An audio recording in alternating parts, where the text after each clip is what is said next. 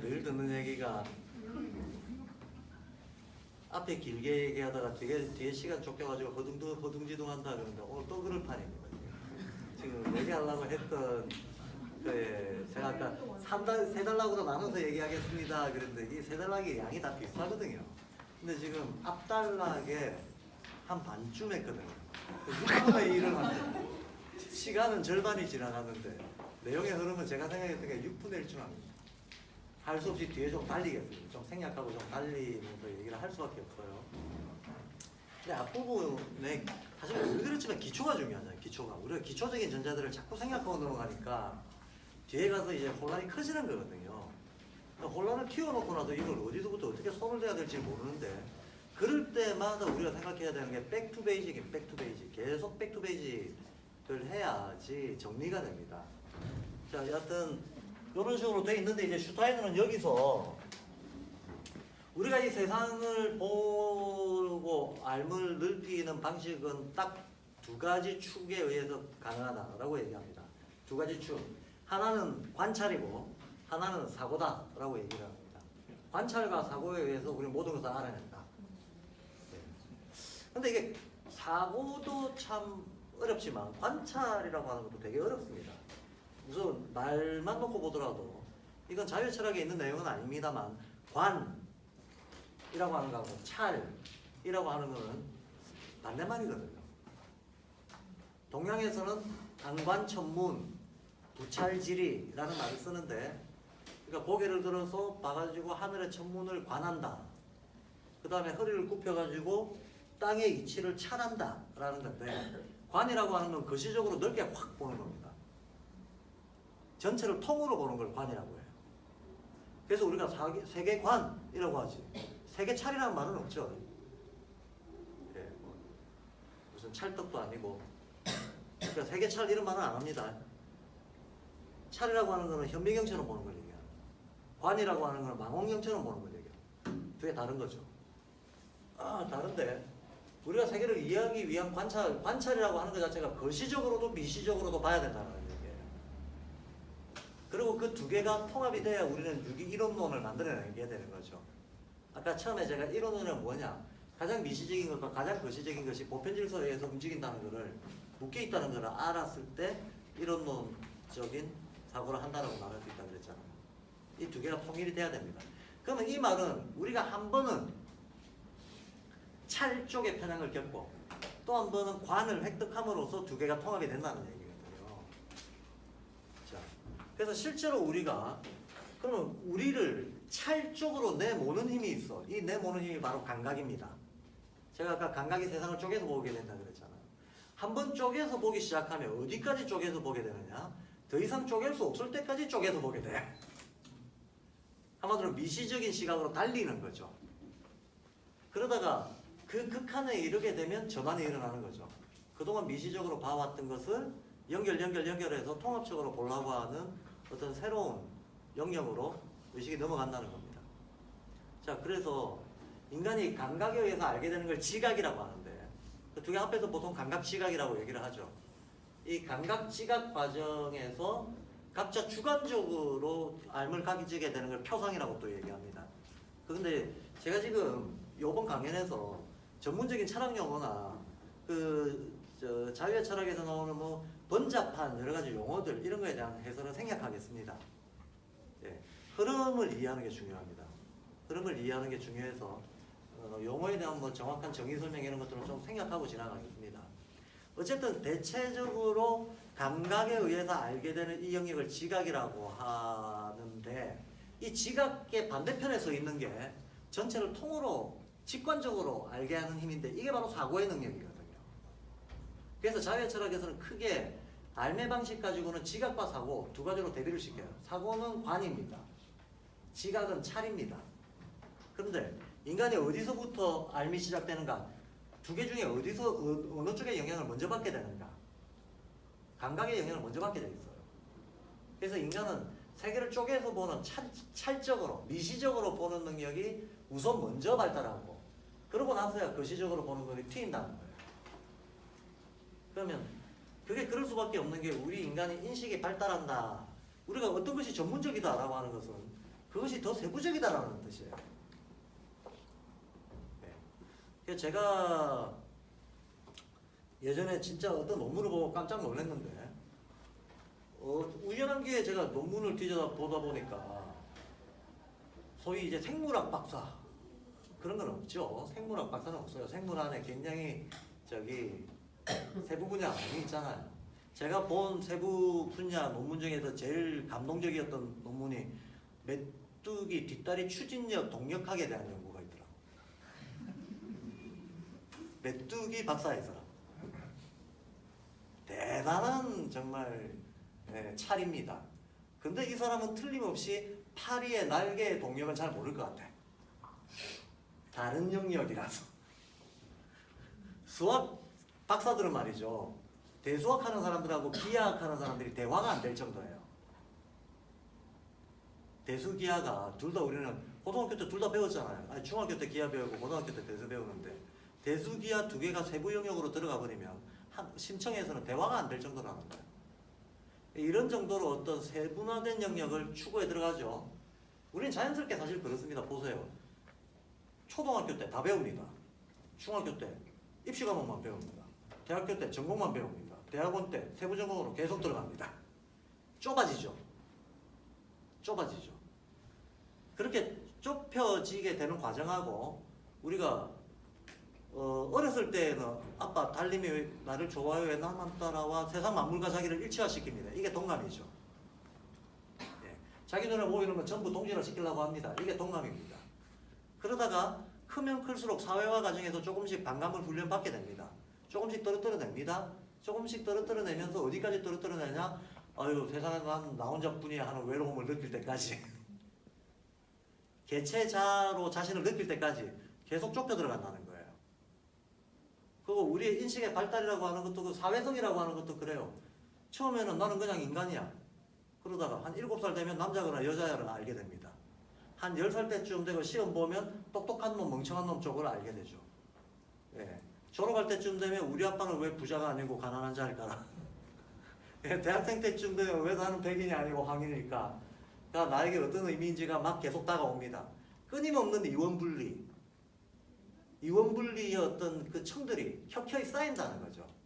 이러면 이럴수록 자신을 좁게 규정하게 되는 거죠. 그러니까 우리는 사회적으로도 어떤 인식 내용에서도 어떤 정체성상으로도 끊임없이 좁혀 들어가는 경험을 하게 된다는 거예요. 그 어디까지 좁혀 들어가는 경험을 하게 되는가? 오소문이라고 하는 여기에 이를 때까지. 여기가 경계선입니다. 이성이라고 하는 여기가 경계선입니다. 여기에 이를 때까지 인간은 아랫부분은 동감이 컸다가 이렇게 넓어요. 동감 영역이. 근데 쭈쭈쭈쭈쭈 들어오면서 동감 영역이 최고도로 그러니까 최근점으로 작아집니다. 한마디로 이성적이고 논리적인 사고가 최고도에 달았을 때 인간은 가장 이기주의고 가장 합리적인 상태가 어찌 보면 가장 이기적이고 가장 고립되어 있고 뭐 그런 상태가 돼버린다는 거죠.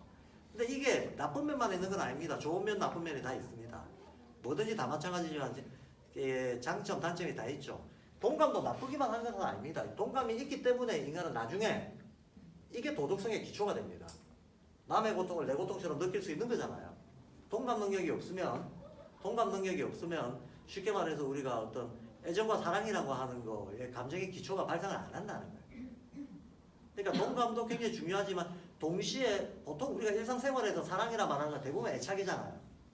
이 애착이 어떤 그 미움과 정오도 동시에 낳게 된다고 아까 제가 말씀을 드렸지만 어쨌든 양면인 거죠. 이게 다 좋거나 나쁘기만 한 게 아니고 여하튼 이제 의식 발달이라고 하는 측면에서 우리는 이 이성적인데 이럴수록 계속 세계를 세분화해서 보게 되고 세분화해서 아주 능숙하게 다룰 수 있는 논리적 도구들을 갖추게 됩니다. 어렸을 때는 자의적이고 주관적이고 이런 알미지만 이성이 발달할수록 자의적이고 주관적이지 않고 보편적이고 누구나 동의할 수 있고 계산이 정확하게 떨어지는 이런 논리적 도구들을 배워요. 이게 개념의 발달이죠.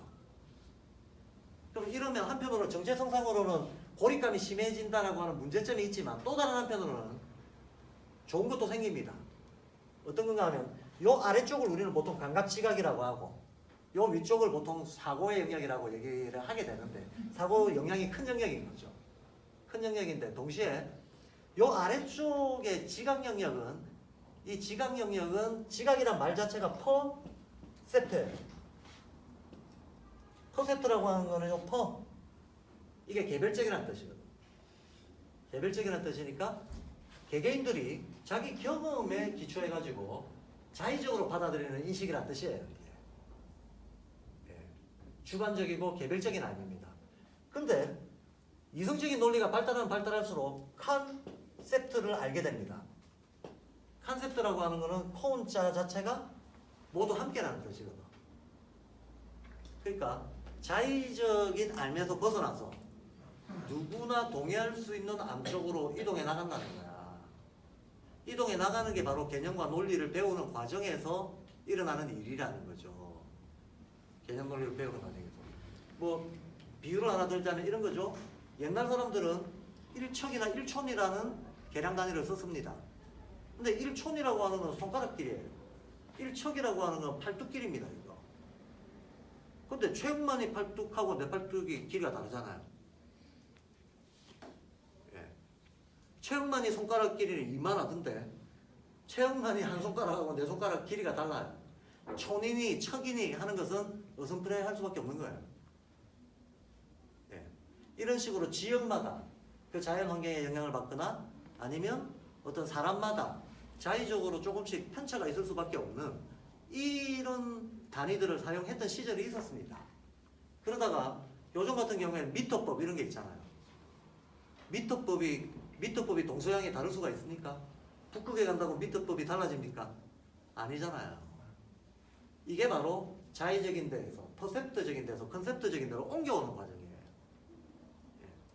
우리의 인식이 발달할수록 우리는 세계를 더욱더 세분화하면서 보게 된다라고 하는 데서 오는 부작용과 함께 또 다른 한편으로는 퍼셉의 세계에서 컨셉의 세계로 간다라고 하는 긍정적인 작용도 있다는 겁니다. 왜 이게 긍정적인가 하면 우리가 컨셉을 받아들이면 받아들일수록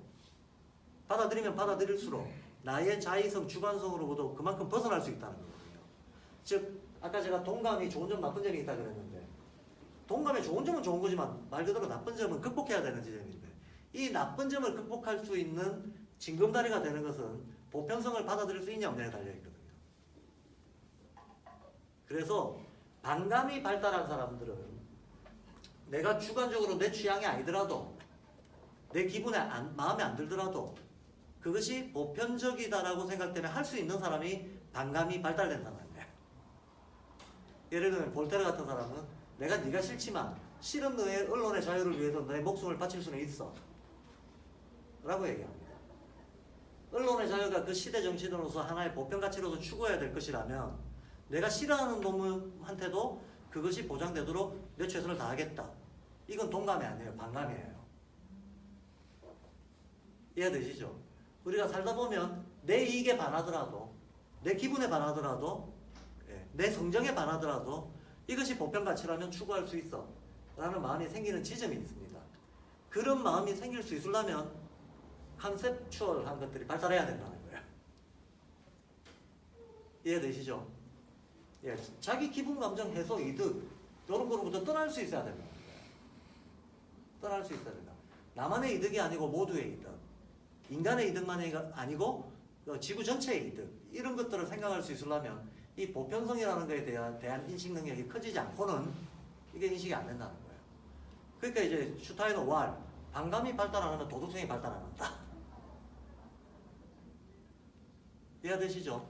도덕성이라고 하는 건 내 기분대로 해가지고 도덕성 절대 안 나옵니다. 그것이 도덕의 기초이긴 하지만 그것만으로는 도덕성이 구성이 안 된다는 거예요.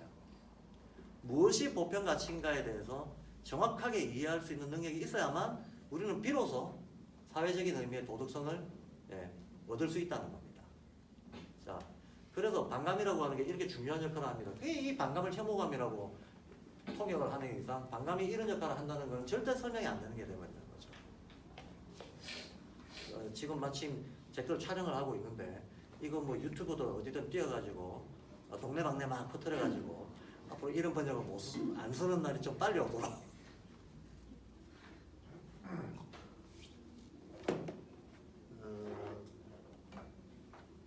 그래서 우리는 이쪽에 접근할수록 굉장히 개인의 어떤 고립감을 맛보게 되고 세상을 쪼개서 보는 데서 오는 혼돈을 맛보게 되지만 또 동시에 개인의 주관을 떠난 보편성의 획득 능력이라고 하는 것도 동시에 커지고 있다는 거예요.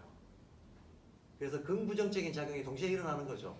그래서 어떤 꼭지점을 딱 지나면 드디어 소위 보편성에 대한 인식 능력이라고 하는 걸 바탕으로 그동안 자기가 분리해왔던 세계를 통합할 수 있는 힘이 생긴다는 거예요. 대칭이 되잖아요, 이렇게. 예. 점점 더 넓게 통합해 나갈 수 있는 힘이 생긴다는 겁니다. 전문가 바보들이 많죠. 아까도 말했듯이 메뚜기 뒷다리는 아는데 저기 조류의 날개 동력에 대해서 모르겠다 이런 사람들이 있습니다만 끝까지 파들어가면 어떻게 될까요? 하는 거예요. 끝까지 파들어가면 예를 들어서 제가 뭐 이과 출신이 아니라서 이과는 잘 모르겠습니다만 저는 법대 출신입니다. 근데 법이라고 하는 게 세상 모든 걸 규제를 해야 되는 거니까 그 계통의 생리를 알아야 되잖아요. 예컨대 뭐 민법이다 상법이다 그러면 경제가 어떻게 돌아가는지 화폐가 뭔지를 알아야 되잖아요. 제가 직업으로서의 법조인이 되겠다라고 생각하면 뭐 그런 것까지 알 필요는 없겠지만 내 호기심을 순수하게 탐구해 나가겠다고 생각을 하면 화폐를 모르면서 상거래에 대한 어떤 규제를 이게 옳다 그르다 내가 이해하고 판단한다는 건 불가능한 거거든요. 그런데 화폐의 역사는 돈의 역사는 역사적으로 수도 없이 바뀌어왔거든요. 지금 우리가 쓰는 거는 브레튼 우즈 체제라고 하는 것 뒤에 형성된 1970년대 후반에 형성된 화폐 체제를 쓰고 있거든. 예. 근데 그 이전의 화폐의 성격하고 태환 화폐라는 게 있습니다. 지금 불태환 화폐입니다. 그 태환 화폐 시절하고 그 이전에 또 칠물 화폐 시절하고 화폐 성격이 다 달라졌어요. 화폐 성격이 다르면 상거래와 관련된 제도가 달라져야 됩니다. 근데 그냥 제가 그냥 뭐 직업으로서 하는데 그런 것까지 알 필요 있냐? 그러면 모르겠지만 제가 진짜 호기심이 살아있다면 이게 돈이라고 하는 게 왜 이렇게 바뀌지 하고 알아야 될 거 아닙니까? 화폐에 본격적인 관심을 가지면 경제학을 알아야 돼요. 근데 경제라고 하는 것은 사람들 간의 어떤 이권 관계에 의한 거기 때문에 이권 관계에 의한 거래 행위이기 때문에 이권 관계에 대한 거래 행위는 인간 심리에 많이 달려 있거든요. 눈으로 보이는 화폐 계산만으로 되질 않고 예. 그래서 뭐를 이렇게 공평하게 나누자라고 했을 때 실제로 그렇습니다. 인간 심리가 만약에 꽁돈이 100만 원이 생겼는데 그걸 나눌 수 있는 권리를 가진 사람이 그거를 같이 비슷한 권리를 가지고 있는 사람한테 야 반띵하자 이러면 갈등이 안 일어나는데 내가 먼저 받으니까 내가 8알 네가 2알 이러면 싸워요. 이 2알을 안 먹더라도 나는 니도 하나도 못 먹게 하겠다고 싸운다고. 그 인간의 감정은 합리적이지 않잖아요. 예, 화폐 계산은 수학이지만 인간의 감정은 합리적이지 않기 때문에 내가 조금 이익을 보고 니는 많이 이익을 보는 게 셈이 나서 둘 다 그냥 망하자 라고도 하는 게 인간이라는 거지. 그러니 경제가 수학 계산대로 안 굴러가는 거죠. 경제가 수학 계산대로 굴러가면 무슨 뭐 경제 위기니 공황이니 왜 오겠습니까? 안 옵니다. 그러니 경제학을 제대로 공부하려면 결국 또 심리학을 알아야 돼요. 그럼 심리학을 또 제대로 공부하려면 철학도 알아야 돼요. 철학을 공부하려면 역사도 알아야 되고 또 그 역사적으로 인간이 이런 식으로 집단적으로 이상한 행태를 보이는 걸 알려면 인간과 관련된 걸 다 알아야 돼요. 생리학도 알아야 되고 생리학 알려면 자연학도 알아야 됩니다.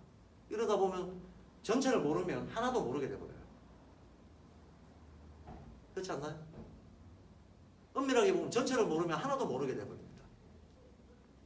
그러니까 파들어가는 과정에서 우리는 그걸 알게 된다는 겁니다. 쉽게 말해서.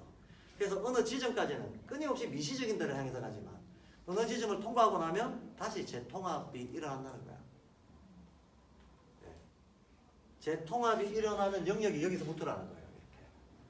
이렇게. 슬슬 재통합할 수 있는 능력이 커지는 과정.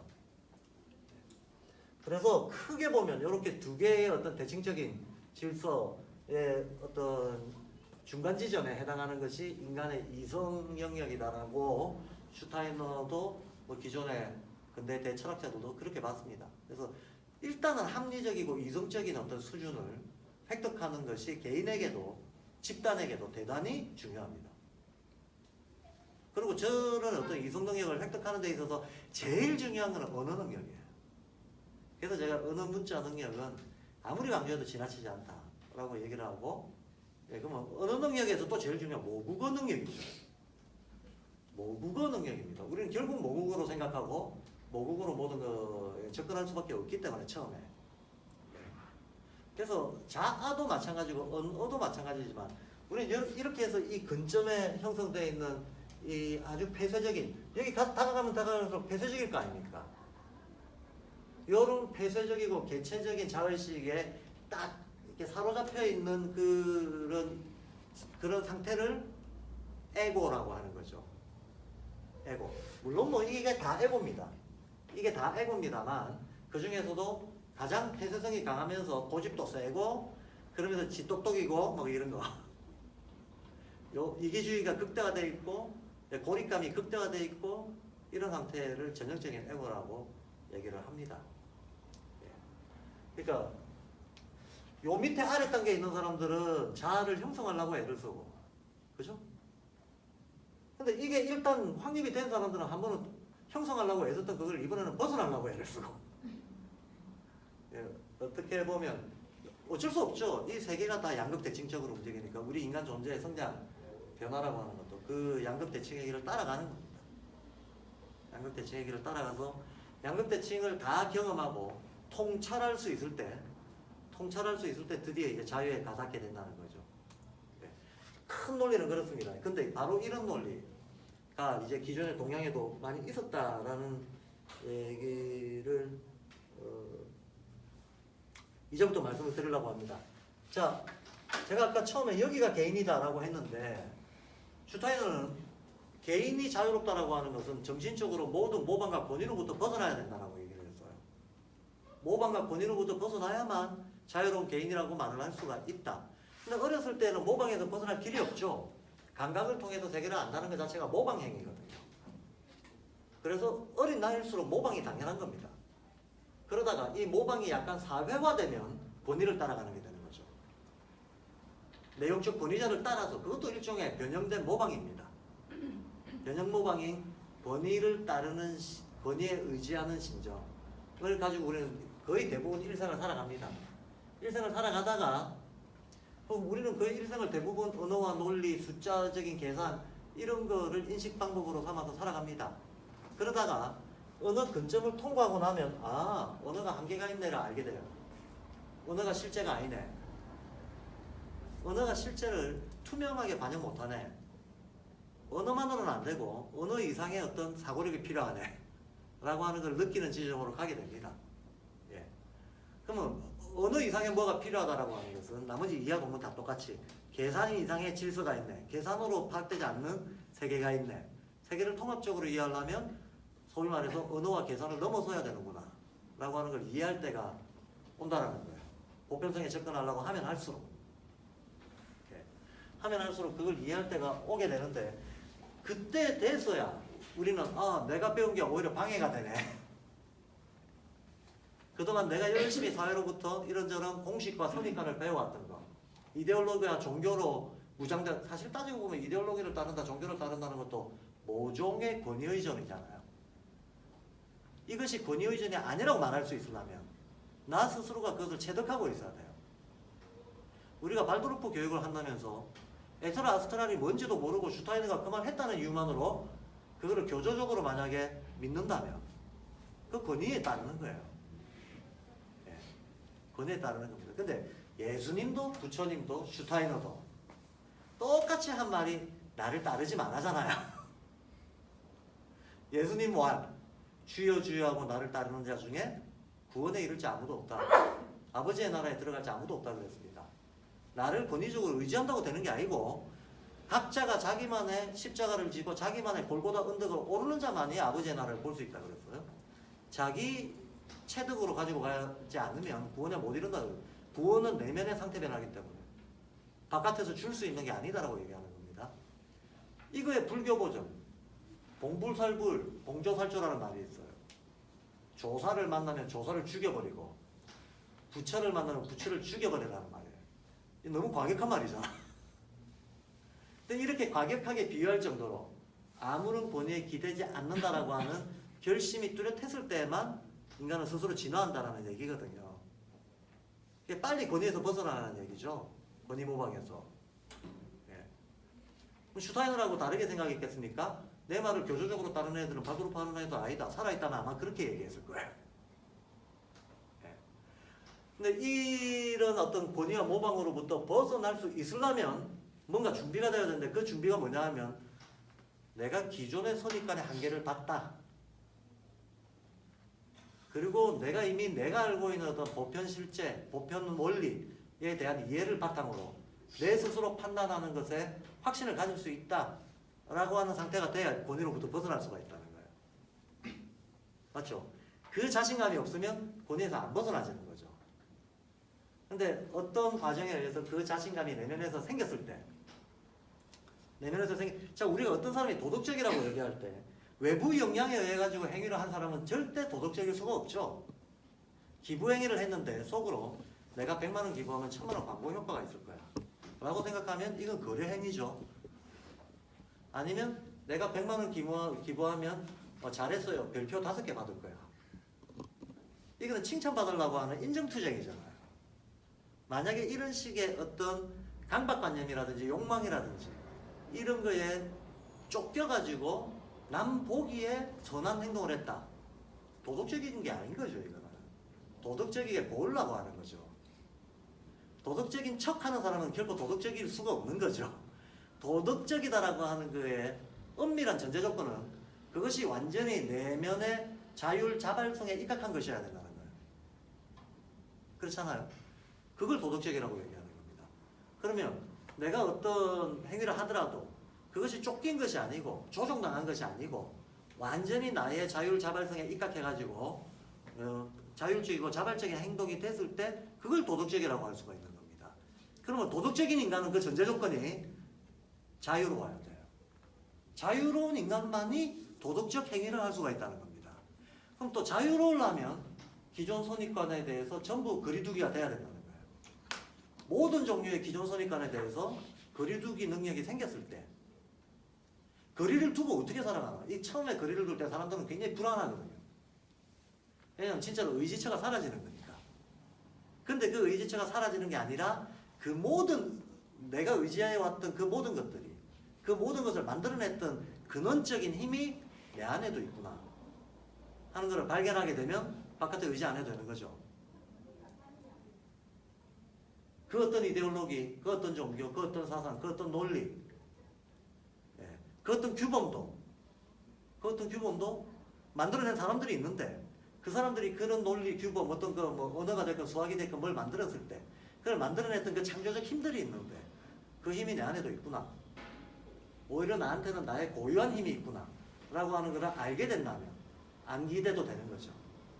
쉽게 말해 자기 내면에 애초에 그런 것들을 인식하고 다룰 수 있고 이해할 수 있는 힘이 있다는 것을 자각했을 때 인간은 드디어 자유로워도 되는구나.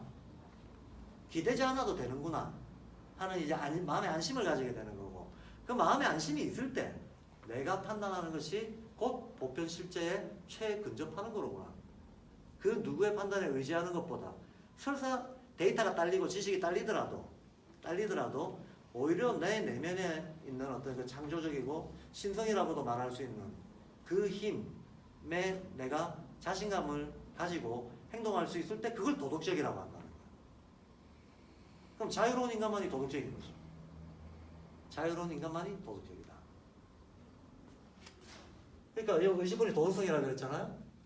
도덕성을 구축한다는 것은 이미 보편 인식을 할 수 있는 능력이 있다는 겁니다. 그 보편 인식을 할 수 있는 능력이 생기면 더 이상 권위에 안 기대도 돼요. 기대지 않아도 됩니다. 단 자기 내면에서 자기 확신이 있어야 되는 거죠. 이것이 나의 자의적이고 나의 감정, 나의 욕망, 사심 이런 거에 의한 것이다가 아니라는 것을 확신할 수 있어야 됩니다. 확신할 수 있을 때 인간은 도덕적이 된다. 그럼 뭐 도덕적이라는 말은 자유롭다는 말이나 개인이란 말이나 다 똑같은 말이라는 거야. 이 개인이라고 하는 말에 크게 영어에서 두 종류의 개인이 있죠. 두 종류의 개인을 우리가 잘 구별을 안 해서 그렇지 실제 이 두 종류의 개인은 완전히 다른 개인입니다. 하나의 개인은 우리가 퍼슨이라고 부르는 개인이죠. 또 하나의 개인은 인디비듀얼이라고 부르는 개인입니다. 이거 두 개 다 번역할 때 개인이라고 번역해요. 그런데 보시다시피 퍼슨은 아까 퍼세트 할 때 퍼잖아요. 여전히 주관적이고 자의적이고 거기에서 못 벗어난 개인을 얘기하는 겁니다. 우리가 개인의 개성이라고 얘기할 때도 퍼스널리티라고 말해버리거든요. 자의성을 못 벗어난 겁니다. 그런데 인디비주얼은 이게 말을 하나하나 뜯어보면 인이라고 하는 게 이게 낫이라는 접두어거든. 그리고 요 디바이더 쪼개나는 거잖아. 쪼갠다. 듀얼 쌍둥이라는 말이잖아요. 그럼 이중부정입니다. not divide, not dual. 쪼개지지 않는다. 그 다음에 똑같은 것도 없다. 이게 무슨 말이냐? 어차피 이 세상에 똑같은 인간은 없어요. 그죠? 어디가 달라도 다 다르죠. 외모, 신체 구조, 까르마 다 달라요. 다 다르니까 인간은 고유할 수밖에 없습니다. 근데 고유하다고 해서 개별성에서 못 벗어나는 게 아닙니다. 한편으로 고유하면서 인간이기 때문에 사고력이 있기 때문에 신성을 타고났기 때문에 보편실제에 접근할 수가 있다는 거예요. 내가 그 보편실제 이 미식의식을 다 연결시키는 거대한 보편 원리를 이해했다면 내 속에 전부가 들어온 거잖아요. 그거를 우리는 전일적이다라고 얘기하거든요. 한 개인 속에 전체 원리가 다 들어와서 합일이 됐다는 얘기입니다. 전일적인 존재. 전일적인 존재. 나는 하나의 개별자지만 내 속에 이 우주자연의 보편실제적인 원리에 대한 이해가 들어왔다라고 한다면 나는 전일적 존재가 된다는 거예요. 이 전일적 존재, 그래서 not divided, 이 전일적이라고 하는 건 자 전체하고 예컨대 우리 인간이 세계를 분리 인식한다고 했을 때 최초의 분리가 뭐냐? 나와 남의 분리거든요. 아타의 분리. 그리고 우리는 타를 뭉쳐서 뭐라고 하는가 하면 세계라고 해버립니다. 나와 세계의 분리. 이 나와 세계의 분리에서부터 시작해서 주체와 객체의 분리, 내 편과 네 편의 분리, 온갖 분리가 나오는 거죠. 근데 이 전체를 세계라고 한다면 개별자를 나라고 할 수 있을 거 아닙니까? 근데 내가 세계의 보편 원리를 내 의식 속에 끌어들여왔다면 내 안에서 이게 통일이 되는 거잖아요. 논리상으로는. 물론 실감이 안 나시겠지만 실감이 나든 안 나든 논리적으로는 내가 보편 질서를 인식했다. 그럼 내 속에서 통일이 되잖아요. 그러면 전일적 존재, 즉 나와 세계의 분리가 극복됐다는 거거든. 더 이상 나와 세계의 분리가 없다는 거거든요. 그러니까 인디바이드, 쪼개지지 않는다는 거예요. 우리가 평생 동안 고통받아왔던 일종의 분리감정, 분리감각으로부터 벗어났다는 거예요. not divide.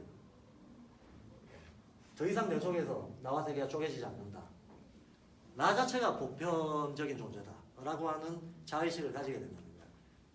나는 한국인이고 나는 남자고 나는 50살의 남자고 양평 총구석에 살고 있는 개별자지만 그러나 나의 의식과 나의 관심과 나의 어떤 삶과 이 모든 것들은 세계와 연결되어 있고 우주와 연결되어 있다라고 하는 생각을 박규현이라는 개체가 가지고 있다. 그럼 나는 전일자라는 거예요. 자, 그래서 not divide라는 거예요. 안 쪼개진다. 이런 인간의 삶은 세계와 쪼개지지 않는다. 그러면서도 이 인간은 고유합니다. not dual. 박규현은 박규현이지. 예. 박규현의 여집합 바깥에 또 박규현 비슷한 이퀄리티가 없다는 얘기죠. 그건 뭐 당연한 얘기예요. 그게 인디비주얼입니다. 그러니까 인디비주얼은 개별자이자 보편자라는 얘기죠. 개별자이자 보편자라는 얘기입니다. 고유성을 가지고 있으면서도 동시에 보편성을 내면화했다는 뜻입니다. 그랬을 때 자유로운 개인이라고 한다는 거예요. 이 개인은 드디어 모든 권위와 모범으로부터 벗어나진다는 거예요. 모든 권위와 모범으로부터 훌쩍 벗어나버리면 그 다음부터는 새로운 능력이 막 자라난다는 거죠.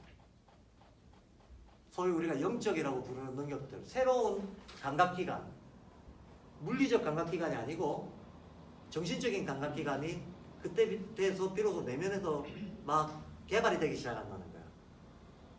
세계를 보는 눈이 전환적으로 달라져 버렸기 때문에 이렇게 세계를 보는 관점이 달라짐으로 인해서 자기 안에서 새로운 비유적입니다. 비유지만 새로운 영적 감각기관이 자라나게 된다.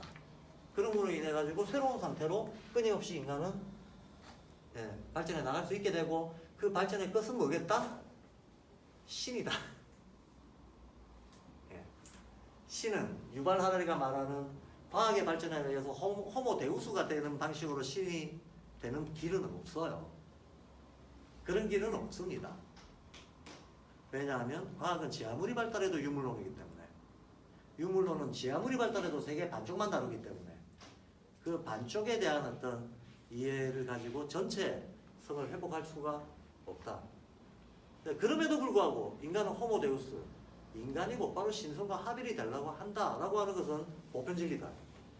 그렇기 때문에 인류가 망하기 전에 종교도 안 없어지고 설사 모든 제도화된 종교가 없어진다 하더라도 인간의 내면에 신과 합일되려고 하는 자기 스스로가 보편자가 되려고 하는 이 본능은 마치 어렸을 때 호기심을 일으키는 본능하고 같은 본능인 거예요. 그렇죠? 호기심이라고 하는 게 제가 아까 신성이라고 그랬잖아요. 내가 곧 보편자가 되려고 하는 게 신성인 거예요. 그 첫 단계가 바로 의식혼이라고 하는 겁니다. 그 첫 단계. 그래서 물론 의식혼이 인간의 완성은 아니기 때문에 의식혼이 무슨 완벽한 인간형이 될 수는 없습니다. 그러나 최소한 의식혼적인 의식 상태가 되게 되면 드디어 자기를 개별자뿐만 아니라 보편자로서도 인식하게 되고 그럼으로써 권위모방으로부터 벗어나는 속도가 빨라지는 거죠. 이제 빨라지면 빨라질수록 오히려 도덕성은 높아지는 거고 이제 하나의 전체적인 성장의 흐름 속에서 선순환을 타는 과정으로 들어가게 되는 그 입구가 의식혼입니다. 슈타이너는 우주의 발달사에 대해서 이런저런 논리를 펴니다. 그야말로 그것이 우주적인 논리를 막 펴요. 그러면서 현재 지구 상태는 만약에 개인도 이런 의식 발달이 있지만 집단도 문명도 이런 의식 발달이 있다고 본다면 현재 우리 지구 문명은 이 세 상태 중에서는 어디에 와 있는 것 같습니까? 오송원에 와 있어요. 오송원에 와 있다는 걸 어떻게 아느냐? 극단적인 과학기술의 발달, 극단적인 이기주의와 합리주의의 발달, 이게 바로 오송원의 내용이다라는 거예요. 그러니까 세계가 오송원적인 힘에 의해 가지고 어떤 지도되고 있다라고 하는 거는 뭐 현상을 봐도 뚜렷하게 나타납니다. 현상을 봐도 뚜렷하게 나타나는데 그렇기 때문에 이 시기 우리 인간의 과제는 오송원에서 의식혼으로 한 단계 올라서는 것이다 라고 슈타인은 얘기를 해요. 그래서 우리 시대의 인류의 숙제는 의식혼적인 성숙을 이루는 것이다 라고 얘기를 합니다. 근데 지금 우리가 의식혼이다라는 얘기는 아니죠. 그거 착각하면 안 됩니다. 착각하면 안 되고 그러니까 한국 문화를 한번 보세요. 사실은 어쩌다가 보니까 근데 우리는 어딜까요? 우리는 오송원의 사회에 살까요? 아까 아니라고 그랬잖아요. 우리는 강화권이거든요. 우리는 갈 길이 더 멀어요. 여기에서 여기 하나 집단적으로 점핑하는 데에 수백 년도 걸리고 수천 년도 걸립니다. 수백 년 걸리는 과정입니다. 이거 하나의 문명 차원에서. 그러니까 발도르프 교육하시는 분들 중에도 나이 들면 저절로 의식혼 된다고 생각하시는 분들이 많아서 제가 깜짝 놀랐었거든요. 예, 왜 현실을 외면합니까? 서울역에 가보면 나이 들은 강남콘들이 맨날 축시고 있던데. 태극기 부대. 네 편, 내 편, 전라도 빨갱이 하면서. 그죠? 그게 전형적인 강남콘이잖아요. 전라도 빨갱이, 광주 폭도 하는 사람들 다 사실하고 뭔 상관이 있어요? 그 사람들의 기분 감정이지. 그 사람 믿고 싶은 대로 믿고, 보고 싶은 대로 보는 거죠. 그게 강남콘인데, 그리고 우리 때는 이랬어 하고 자기의 어떤 좋았던 시절의 감정 동화에서 평생 안 벗어나려고 하는 사람들. 왕년에는 이랬는데 내가 누군데 이게 다 강화권이죠. 강화권인데 우리는 그런 게 너무나 현실에서 강력하게 작동하고 있는 사회 문화 속에 살고 있습니다. 그러니까 우리는 아직까지 먼 얘기입니다. 먼 얘기지만 우리 위치를 알자고 하는 얘기지 제가 좌절하자고 하는 얘기는 아니고 지금 여기서 얘기되고 있는 것은 의식권이잖아요. 그러니까 한국 사회 집단은 여기지만 이 중에도 이런 데가 살아있다는 거. 이젠 잘난 척해도 아무도 웃어주지도 않아요. 제가 예전에 일부러 좀 웃기려고 잘난 척하면 웃기네라는 반응이 있었는데, 근데 여기서 이제 중요한 명제가 또 하나 나옵니다. 여기는 욕망의 세계입니다. 그렇죠? 그런데 욕망이라고 하는 것의 가장 핵심이 사실 따지고 보면 애정결핍이에요. 욕망이 뭐냐? 뭘 채우려고 하는 거예요. 채우려고 하는데 물적으로 채울래? 체면으로 채울래? 힘으로 채울래? 하는 이게 달라지는 거지. 근데 채우고 싶다는 것은 모자라다는 생각이잖아요. 결핍감이잖아요. 예. 채울 때 타인의 인정을 받는 거, 감정적 인정을 받는 거, 아니면 뭐 물질을 소유하는 거 어쩌고 저쩌고, 이게 대상이 달라져서 그렇지 기본적으로 이 모든 것은 결핍감과 불안감이라고 하는 공통의 근거에서 나오는 거라는 거예요. 네, 공통. 우리가 권위나 모방을 한다는 것은 나는 아무것도 아니고 저쪽은 다다라고 생각하니까 모방하는 거야. 권위를 따르는 것도 나는 부족하고 저기는 많이 가지고 있다고 생각하니까 기대는 거 아닙니까? 기본적으로 내가 결핍되어 있다는 걸 전제로 하는 거야. 근데 인디비주얼이 되고 나면 이 결핍감이 없어지잖아요. 네. 이 결핍감이 없어짐으로써 자유로워지고 도덕적이 되는 건데, 그러면 이제 모든 것의 의미가 달라지게 됩니다. 이 욕망이 드글드글 할 때 우리가 뭔가를 사랑한다 라고 하는 것은 실은 내 결핍을 뭐로 메꾸려고 하는 애착이라는 거야. 내가 어떤 대상을 사랑한다라고 하는 건 나의 어떤 모자란 부분을 그걸로 메꾸려고 하는 변형된 욕망인 거죠. 그러니까 사랑한다 그래놓고 난 널 영원히 사랑해 그래놓고 내 마음에 안 드는 짓 하고 막 불지르고 막 이상한 짓 하잖아요. 막. 내가 너를 얼마나 사랑했는데 대신 때리네 그러면서 막 과격한 짓 하고. 그런 사회면에 보면 그런 기사 맨날 나오잖아요. 사랑을 위장한 폭력이 얼마나 난무합니까? 부모가 자식한테 이런저런 심리적 폭력을 가할 때, 자기 욕망의 투사 대상으로 자식의 인생을 조종하려고 할 때, 똑같은 이유는 난 널 사랑해서 네가 사랑해서 네가 잘 되라고 이렇게 한다 하면서 막 두드려 패고 하면서 막 저기 아동학대하고 막 심리적인 학대하고 이러면서 강제하고 억압하고 그러면서 왜 그러십니까? 그러면 사랑해서 이래. 그러니까 사실은 욕망에서 못 벗어난 상태에서의 사랑은 적어도 우리가 그것이 자유롭고 도덕적인 사랑이라고 말할 수 있는 게 아닌 거죠. 사랑도 레벨이 있는 거죠. 사랑도 레벨이 있는 거라서. 근데 한번 잘 보세요. 우리가 욕망에서 벗어났다. 여기에서 만약에 의식 수준이 위쪽으로 점프했다는 것은 이쪽의 행위 동기가 바로 욕망이거든요. 이 아래쪽에 동물적인 상태에서의 행위 동기는 타고난 본능과 충동입니다. 그런데 사회적인 정체성 수준에서 행위 동기는 욕망입니다. 그런데 만약에 우리한테 그렇게 틀지워진 욕망이 없어진다 그러면 우리는 뭘 동기로 삼아서 살 수 있냐라고 하는 문제가 발생하는 거죠. 욕망이 없다? 욕심이 없다. 성취하고 싶은 게 없다. 결핍감도 없다. 더 이상 바라는 것도 없다? 그럼 이 사람은 무슨 의욕으로 살아가냐 하는 거예요. 이 문제는 사실 어떤 그 모든 지혜 전통에서 고전적으로 내려오는 하나의 그 인간의 삶의 어떤 성장 과정에 있어서 하나의 분기점이 되는 화두였습니다. 화두였습니다. 욕망에서 벗어난 자는 도대체 무엇으로 살아가는가? 인간은 무엇으로 살아가는가? 라는 소설이 있잖아요. 톨스토이.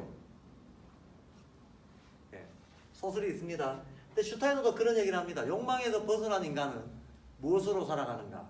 세상에 대한 사랑으로 살아간다. 사랑만이 이 사람을 움직인다 라고 얘기합니다. 세계에 대한 사랑만이 이 사람을 움직인다 라고 얘기합니다.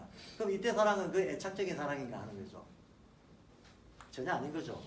말로는 우리가 똑같이 사랑이라고 표현하지만 내용은 전혀 다른 겁니다. 한쪽은 결핍을 채우려고 하는 거고 한쪽은 결핍을 채우려고 하는 겁니다. 한쪽은 결핍이 없는 자가 세상을 더 낫게 하려고 하는 겁니다. 예. 내가 채울 결핍이 있는 게 아니고 세상을 더 낫게 하려고 하는 거예요. 그러니까 전혀 방향성이 다른 사랑이라는 거죠. 그런 의미에서 자기 욕망을 털어낸 사람은 세계에 대한 사랑으로 움직인다라고 얘기를 하는데 실제 이 사랑은 뭐겠습니까? 보편진리라든가 보편가치라든가 이런 거에 대한 일종의 열정 같은 거예요. 뭔가 보편가치가 실현되고 보편진리가 좀 더 공유되고 하는 거에 대한 열정입니다. 이걸 두고 세계에 대한 사랑이라고 얘기를 합니다. 세계에 대한 사랑이다. 그럼 이런 사람들은 이제 우리 시대는 어디로 가야 되는가? 내 삶의 과제는 뭔가? 이 과제하고 전체 과제는 어떻게 연결되는가? 이게 이 사람한테는 일상적으로 중요한 게 되거든요. 그런 상태의 어떤 동기로 인간이 상승할 수 있다라고 슈타인은 얘기를 하고 그게 처음부터 모두가 그렇게 되는 건 아니겠죠. 마치 강남 같은 제비가 돌아올 때도 처음부터 한꺼번에 다 돌아오는 게 아니잖아요. 근데 한 마리 돌아오면 그 뒤에 또 돌아온다는 걸 알아야 된다는 거지. 이런 의식혼을 체화한 사람이 한 사람 나타나고 두 사람 나타나고 한 집단 나타나고 두 집단 나타나면서 그것이 수십 년, 수백 년에 걸쳐가지고 반복이 되면서 문명이 바뀌는 거라고 본다. 자, 여기까지가 이제 제가 발도르프 슈타이너에 대해서 지금까지 말씀드린 거는 전부 자유의 철학 얘기입니다. 다 자유의 철학 얘기입니다. 그럼 자유의 철학 말고 이제 넘어갑니다. 중간에 이제 동양권은 할 수 없이 생략해야 되겠습니다. 동양권은 생략하는데 자유의 철학에서 말하고 있는 금방 제가 하나 그냥 이렇게 얘기로만 말씀을 드렸는데 사실 이게 무슨 수필 쓰는 얘기가 아니고 인간이 왜 이렇게 구조화되어 있고 왜 이런 발전 단계를 쫓아가게 되는가 하는 것을 슈타이너는 어디에서 추론을 하는가 하면 우주가 이렇게 진행됐다라고 추론을 해요. 우주의 발달 단계가 이런 식으로 진행이 됐다. 그러니까 인간의 의식의 발달 단계도 이렇게 진행되는 게 필연이다라고. 그래서 유기이론론을 완성시킵니다. 그럼 이 우주의 발달 단계라고 하는 거는 여기 계신 분들은 제 그 강의는 다들 들으신 분들인데 제가 맨날 강의하는 거 있잖아요. 태양계를 봐라. 태양이 여기 있으면 바깥에 토성이 있고 요 중간에 7개의 별들이 늘어서 있다. 그 가장 중간에 지구가 있다. 이 지구가 태양계 전체의 대칭 중심을 차지하고 있다. 그래서 지구에만 생명체가 있는 거고 요 안쪽으로 수, 금, 바깥쪽으로 목, 화가 있어가지고 목화 금수를 둘러싸고 지구가 그 중심을 차지하면서 태양계 전체의 하나의 대칭 중점으로 운동하면서 하고 있다. 우리 이 지구에 1년에 사계절이 있듯이 태양계에도 사계절이 있는데 그 태양계의 사계절을 슈타이너는 첫 번째 단계를 토성기, 두 번째 단계를 태양기, 세 번째 단계를 달기, 네 번째 단계를 지구기라고 했다.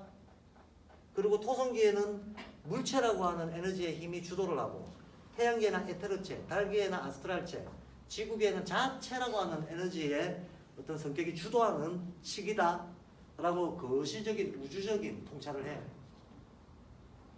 우주적인 통찰을 하면서 이게 뺑뺑 돌아간다. 1년 44절이 돌아가듯이 라고 얘기합니다. 한 바퀴 돌 때는 순서대로 생겨났겠지만 두 바퀴 돌 때부터는 어떤 식으로든지 계속 합해질 거 아닙니까? 그러니까 양극, 대칭, 순환, 상승 이게 계속 일어나는 거죠. 괴테가 말했던. 그러면서 현재 우리가 지금 어디 살고 있냐? 이 지구기에 살고 있대요. 지구기에 살고 있다. 그러면 현재 우리 지구기에 살고 있는 인간은 기본적으로 1, 2, 3 앞에 과정이 있었고 이 1, 2, 3 과정을 종합해서 살고 있다는 얘기예요. 그래서 인간이 3원적이다 이런 논리가 나오게 되는 거예요. 지구의 앞단계에 있었던 것을 우리가 이미 기본 전제로 깔고 살고 있기 때문에 인간은 3원성을 바탕으로 해서 사는 거다 라고 얘기를 하게 됩니다. 그러면서 이 1, 2, 3가 4번 지구기에 와가지고 4-1, 4-2, 4-3으로 변형이 된다는 거야. 그래서 물리적인 차원에서 이게 물질, 에테르, 아스트랄 이게 우리 몸을 이루고 4-1이 아까 말했던 감각폰 이게 오성원 이게 의식권 작용이 된다는 거예요. 한마디로 4번의 힘에 포섭된 1, 2, 3번이라는 거죠. 이해가 안 되셔도 그냥 넘어가야 됩니다. 자, 이렇게 4-1, 2, 3을 완성하면 드디어 자유로운 개인이 탄생하잖아요. 그러면 그 자유로운 개인은 자기의 내면을 추적해 들어가면서 우주를 다 알게 된다는 거예요. 이게 영적인 성숙이 일어나는 과정이다라고 얘기를 합니다. 그래서 일단 우리는 자유로운 개인이 돼야 되겠고, 그 자유로운 개인의 다음에는 실은 인간이 우주적인 어떤 그 주체의식을 가질 수 있는 영적인 성숙 과정으로 본격적으로 들어가게 된다. 이게 슈타이너가 바라보고 있는 우주와 인간의 공진화사거든요. 공진화사인데 현재 우리는 여기 있다 그래요. 그래서 지구기의 사명은 뭐다? 의식혼의 발달이다. 그럼 동시에 지구기의 사명은 이 지구기 자체가 가지고 있는 자기의 과제가 사랑의 완성이다. 이런 말을 해요. 그리고 자유로운 개인, 자유로운 자유 개인의 탄생이다. 자유 개인만이 사랑할 수 있다. 애착이 아닌 사랑을 할 수 있다. 지구기의 시대 소명은 사랑이고 지구기의 주인공은 자유로운 개인이다. 예. 뭐 얘가 힘이 세다는 말이 아닙니다. 마땅히 이렇게 될 때다라는 얘기죠. 그래서 예수 그리스도가 나는 나다라고 했을 때 나는 나다 이게 자기 자신에 대한 가장 전일적이고 고유한 규정인데 이런 규정을 말 밖으로 발설한 최초의 인간이 예수 그리스도였다. 그리스도가 당신이 누구냐라고 했을 때 나는 나다라고 했다는 거예요. 이게 자기가 고유하고 전일적이라고 하는 표시인데 2000년 전에 예수가 그런 하나의 징조와 기미로서 인류적 상징으로서 어떤 기운을 지구에 나타냄으로써 인간은 드디어 의식혼을 추구할 수 있는 단계로 들어섰다는 거예요. 그래서 지구기의 신은 예수 그리스도다라고 얘기를 합니다. 그러면 그러면 달기의 신도 있고 태양계의 신도 있을 거 아니에요. 그럼 태양계의 신이나 달계의 신들이 예수 그리스도 속에 통합돼 있었어야 될 거 아니에요. 그래서 태양계나 달계의 신으로 떠받들어졌던 많은 신성들이 어떻게 예수의 삶 속에 구체적으로 연결돼 들어와 있는가를 슈타이너가 증명하는 책들을 막 쓴 게 요한복음, 누가복음 이런 책들이에요. 근데 일단은 그쪽은 이제 뭐 좀 그쪽은 또 그쪽 나름대로 장황한 얘기가 있으니까 오늘 제가 그걸 다 말씀드릴 수는 없고 대충 이런 구성입니다. 이 구성은 이걸 우리가 실정할 수 있느냐, 논증할 수 있느냐 와는 별개로 하나의 동화로서는 재밌죠. 그럴듯하죠. 이 그럴듯함이 어디서 나올까요? 우리가 진리를 알아본 본능이 있거든요. 그럴듯하다는 건 진리에 가깝다는 거예요. 일단 그럴듯한 데에서 출발해야 됩니다. 근데 바로 이 그럴듯한 이 논리가 동양에서는 뭐라고 표현이 됐냐? 목화금수라고 표현됐다는 거야. 목화금수, 봄, 여름, 가을, 겨울, 중간에 토. 여기서는 슈타이너의 논리에서는 중간에 아카샤. 그래서 아카샤 연백이라고 하잖아요. 중앙에 있는 이 집합적인 어떤 힘이 이렇게 분화돼 나왔다는 거거든요. 동양에서도 토가 운동 변화를 이끌어가는 주체다라고 음양오행론에서 이렇게 얘기합니다. 그러면서 동물도 이 네 가지로 분류할 수 있고 실은 5가지죠. 안에 것까지 하면. 식물도 4가지, 5가지로 분류할 수 있고 인간의 심리도 4, 5가지로 분류할 수 있고 생리도 4, 5가지로 분류할 수 있다. 그래서 생리적으로는 오장육부, 5장이잖아요 벌써. 5장이 목화토금수에 그대로 대입돼 들어가잖아요. 예. 육부도 말이 육부지 이것도 그냥 실제로는 오행으로 다 되는 겁니다. 별도의 게 있는 게 아닙니다. 육부지만 하나가 오운육기로 나눴을 때 육기도 6개인 게 아니고 나타날 때만 6개지 그 근본 원소는 오행이에요. 다. 오행의 상호작용으로 파생 효과가 늘어나는 겁니다.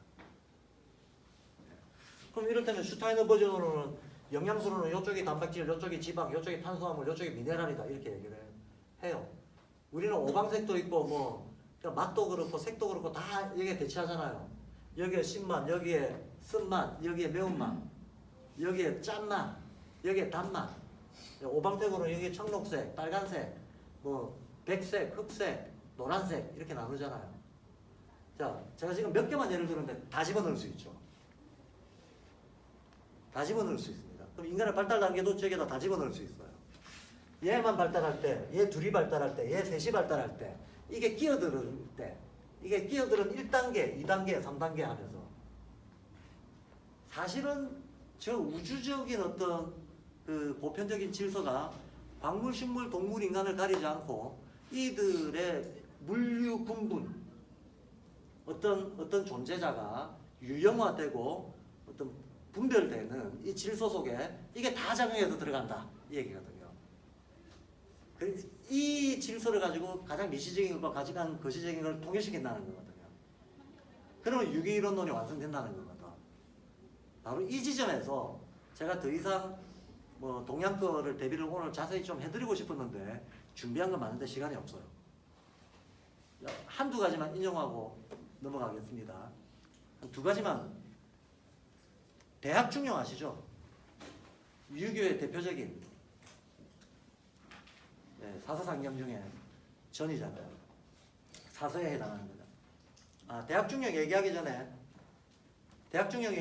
동양에서 덕이라고 하는 말이 있죠. 도덕이란 말에 대해서 좀 소개를 드리자면 도라고 하는 건 자연질서를 도라고 합니다. 우주와 자연의 질서 이걸 도라고 합니다. 근데 덕은 뭐냐 그러면 이게 내면화된 걸 덕이라고 해요. 그럼 동양에서는 도덕이라는 말의 뜻 자체가 아까 말했던 의식권적 주체잖아.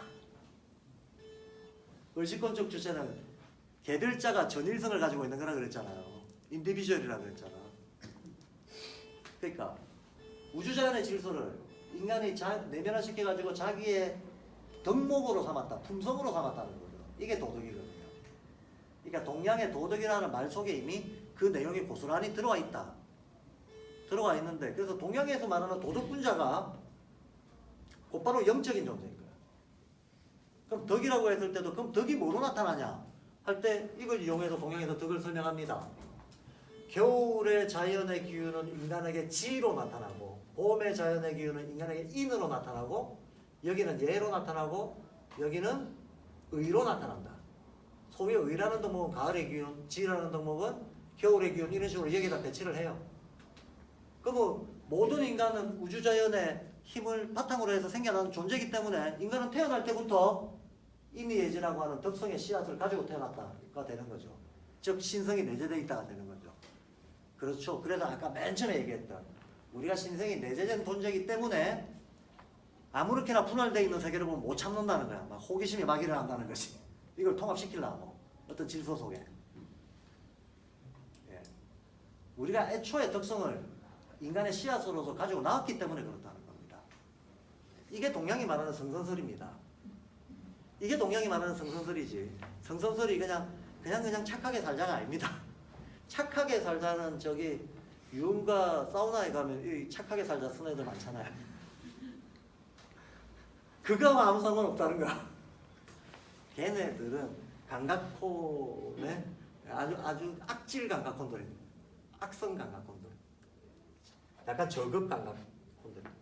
자, 어쨌든 그래서 슈타이너가 이제 지구기의 과제는 사랑입니다. 사랑의 완성입니다. 하는 이상한 그 문학적인 표현도 전혀 그것이 문학적 수사가 아니고 실제로는 어떤 전일적인 보편 원리에 대한 이해를 바탕으로 하나의 필연적 과제로 설정하고 있는 거다. 이것이 보기 좋게 수사학적으로 노래뜨리는 문장이 아니다라는 거예요. 그리고 이때 사랑은 우리가 일반적으로 알고 있는 애착하고 다르다는 거 알아야 돼요. 의식권 이상의 사람이 가지고 있는 욕망을 벗어난 세계에 대한 어떤 이해와 그 개선의 사랑인 거지 그 아래 단계의 애착을 얘기하는 게 아니다라는 걸 알아야 된다는 거죠. 근데 동양도 마찬가지라는 거죠. 그럼 동양에서는 인간이 인의예지를 타고 태어났다 라고 전제하고 있기 때문에 근데 이게 드러나는 사람도 있고 안 드러나는 사람도 있거든. 그러니까 경목역일의 이가 이런 소리를 합니다. 왜? 성인도 오장육부가 있고 나도 오장육부가 있다. 성인도 손가락 발가락이 10개고 나도 손가락 발가락이 10개다. 왜 이 자연은 나에게 성인과 똑같은 것을 분부해 줬는데 누구는 성인이 되고 누구는 범부가 되느냐. 예. 그것은 오직 내 마음과 공부에 달려있다 라고 얘기를 해요. 실제로는 내가 내 마음과 공부를 어떻게 하는가에 따라 가지고 나는 이거를 내 삶에서 깨어나게 할 수도 있고 처음부터 없었던 듯이 모르고 지나갈 수도 있다는 거예요. 그러니까 인간은 인의 예지를 타고났지만 인의 예지를 끼우느냐 마느냐 하는 것은 이 생에서의 자기 학위에 달려있다는 거예요. 자기 학위에 달려있다. 아니 그래도 타고났다며. 그럼 타고났으면 공부를 하거나 안 하고 뭐 좀 드러나는 게 있어야 될 거 아니야. 라는 거에 대해서 맹자가 그렇지 인의 예지를 타고났기 때문에 인간은 지 아무리 나쁜 놈이라도 감정 기분상으로 사단이 있다라고 얘기하는 거예요. 사단이 우리가 알고 있는 척은지심, 사양지심, 수호지심, 십이지심이잖아요. 그러니까 이게 아무리 나쁜 놈도 다 있다는 거고. 그래서 그게 있다는 걸 보면 인간이 덕을 타고났다는 걸 알 수가 있다. 사단이라고 하는 건 마음의 차원이고 사덕이라고 하는 건 영적인 차원인 거죠. 그래서 사실은 영적 인간이라고 하는 게 별게 아니고 인의 예지를 똑바로 맞춘 인간이다. 그리고 공간 구주에다가 서울 사대문이 이걸 표현해주고 있잖아요. 동대문 흥인문이잖아. 동대문 흥인문 인, 남대문 성대문 예, 서대문 돈의문 의, 그죠? 북대문 이름은 숙정문입니다. 이름은 숙정문이지만 실질적인 의미는 지입니다. 지. 이거를 서울이라고 하는 한양이라고 하는 공간 구조 속에다가 건축의 양식으로 도시 설계의 양식으로 이렇게 배치를 해놨잖아요. 이건 무슨 말입니까? 우주의 질서를 인간이 받고 있고 나의 일상적인 삶이 늘 이 시공간 속에 녹아있다라고 하는 것을 우리 선조들이 표현을 했다는 거죠. 네. 슈타이너가 베테랑을 설계했다면 이 원리 말고 다른 원리로 설계했을까요? 동일한 보편 원리로 베테랑을 설계했을 거 아닙니까? 근데 어째서 우리는 사대문에는 아무 감흥이 없으면서 괴테논을 보면 그렇게 환장을 하는지. 이 두 개의 설계 원리는 다른 원리였을까? 같은 원리였을까? 같은 원리예요. 보편자라면 같은 원리일 수밖에 없다는 겁니다. 이 거대한 서울을 그렇게 설계했지만 그 안에 있는 경북궁, 창덕궁, 조그만 궁들도 그렇게 설계를 했고 하다못해 조그만 자기 집 마당도 그렇게 설계를 했고 하다못해 양반집만 이렇게 한 게 아니고 평민들의 집조차 이렇게 설계를 했다는 겁니다. 평민들의 집조차. 그래서 마을에 가면 항상 동구밖에 선앙당이 있고 거기에는 떡갈나무가 서 있고 중앙에는 솥대가 있고 솥대는 하늘을 모시는 데잖아요. 떡갈나무는 괴목이라고 해서 땅을 모시는 데입니다. 그 사이에 사람이 살아간다. 이런 게 천지 삼재사상을 공간에 구현하는 겁니다. 공간에 구현하는 거고 우리가 흔히 그 왜 천지신명계 비나이다 어쩌고 저쩌고 할 때 조그만 그 서민들의 집 속에도 다락방이 있잖아요. 다락방이 있고 장독대가 있잖아요. 이 두 군데가 말하자면 공간 전체에서의 신주단지 모시는 데와 그 뭐 지시 모시는 식으로 역할 분담이 되어 있는 거예요. 그래서 정한수를 떠놓고 빈다. 동양의 음양 오행에서는 수라고 하는 물질로 나타나는 것이 곧바로 태극이라고 봤던 거거든요. 음과 양의 일종의 합일 물질이 수다라고 봤던 거거든. 그게 물 떠놓고 비는 거예요. 물 떠놓고. 촛불 켜고 서양 사람들은 촛불 켜고 비는 게 문화적으로 빛이라고 하는 것이 말씀이 빛이 되고 창조주였다라고 성경에 나오잖아. 그러니까 촛불 켜고 비는 문화가 내려오는 거죠. 근데 서양에서 기독교에서 촛불 켜고 비는 문화의 의미나 동양에서 정한수 뜨고 비는 문화의 의미나 뭐가 달라요? 보편 실제적으로 똑같지. 이해되시죠? 그러한 방식으로 실제로는 우주와 인간을 연결하는 어떤 보편 실제에 대한 보편 원리에 대한 이해는 서양과 동양이 다르지 않았다 라는 거가 제가 중간에 한참 하려고 했던 얘기입니다. 근데 그 얘기는 제가 막 이것저것 얘기거리를 많이 준비했습니다만 시간 관계상 생략하고 드디어 독립선언문으로 이제 독립선언문 들어갑니다. 그럼 독립선언문을 읽어보기 전에 이게 왜 의식혼이라고 제가 주장을 하게 되는가 하면요. 자, 아까 제가 이렇게 쭉 그렸던 것 중에서 인간의 투쟁 내지는 갈등, 전투적인 어떤 호승심 이런 게 제일 극대화되는 때가 어디겠습니까? 오송훈 때예요. 왜냐하면 그때는 자기가 고립감을 느끼고 있을 때면서 이성적인 능력은 극대화되어 있을 때거든. 지금 딱 우리 시대죠. 각자 도생하자라고 하면서 물질주의적인 어떤 힘은 극대화되어 있는 때입니다. 그리고 정복하고 착취하고 빼앗고 하는 게 정당화되어 있는 시대예요. 오늘도 보니까 뭐 미국이 북한 선박 납포해가지고 북한이 뭐 유엔에 가서 연설하고 그랬대요. 냉정하게 보면 미국이 국제법 어긴 거 맞죠. 근데 또 냉정하게 보나요? 이상한 정당화를 해가지고 북한이 깡패 새끼니까 그렇지 하면서 또 정치적으로 또 싸우고 지지고 뽑고 그러죠. 예. 그 결론은 어떻게 나냐? 힘센 놈이 이기지 뭐. 우리는 살짝 문명으로 포장을 해놨습니다만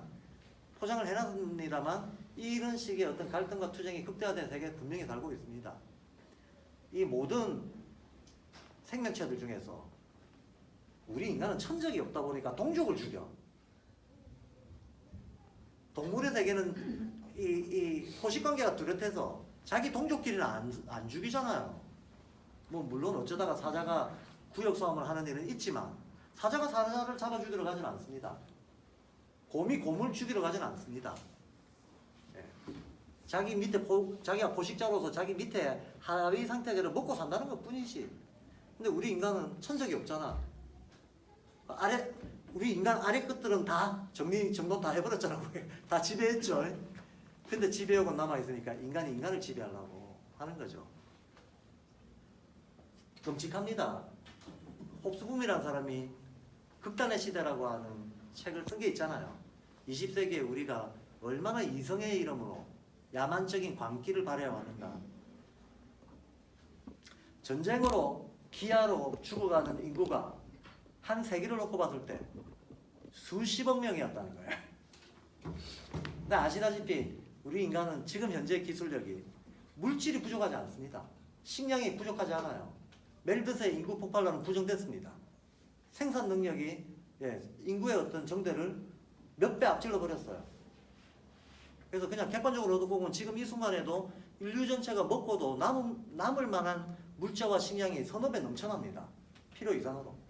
우리는 늘 과잉 생산의 시대에 살고 있어요. 사람이 되게 이상하죠. 원래는 뭐가 모자라고 궁핍돼야 싸울 것 같은데 우리 인간은 희한하게도 가장 풍족할 때 가장 많이 싸우고 있어요. 자기가 다 쓰고 죽지도 못할 돈을 비축하려고 싸우고 있습니다.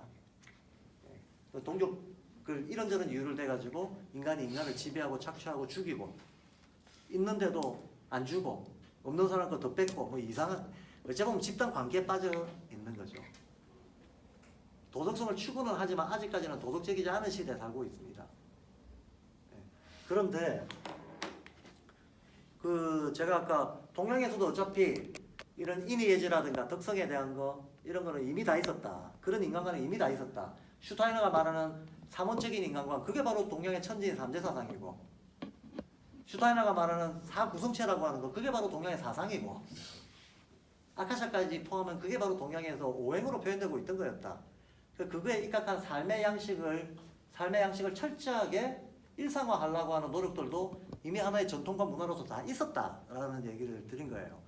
그랬기 때문에 겉보기에는 정근대에서 벗어나지 못한 듯이 보였던 1919년도의 조선 민중들이 놀랍게도 지금의 눈으로 우리가 봤을 때는 저거는 의식혼인데 라고 말할 수 있는 어떤 집단 행동을 볼 수 있었다는 거예요. 자, 백성들은 일장 무식이었습니다. 그들이 책을 공부해가지고 이걸 알았던 거 아닙니다.